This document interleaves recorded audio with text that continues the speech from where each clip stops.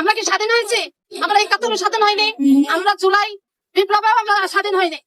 আজকে আমি আমাদের কলেজে গিয়েছিলাম, সাধারণ একটা দিনের মতোই ভেবেছিলাম, কিন্তু হঠাৎ করে কলেজের সামনে ভিড় দেখে থেমে গেলাম। এগিয়ে গিয়ে দেখি আমাদের সম্মানিত শিক্ষক ও শিক্ষার্থীরা মানববন্ধন করছে। এটা কোনো সাধারণ ভিড় না, এটা একটা দাবি, এটা একটা প্রতিবাদ, এটা একটা ন্যায় বিচারের আওয়াজ। এটা কোনো রাজনীতি না, এটা ছিল শিক্ষা, ন্যায় ও অধিকার নিয়ে কথা বলার আন্দোলন।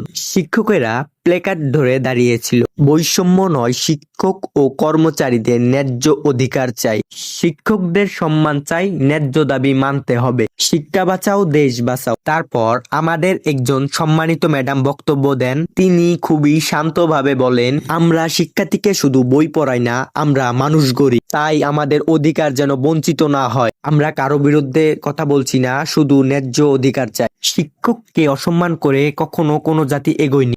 যারা আমাদের শিক্ষকরা না খেয়ে তারা আমার আন্দোলন চালিয়ে যাচ্ছে।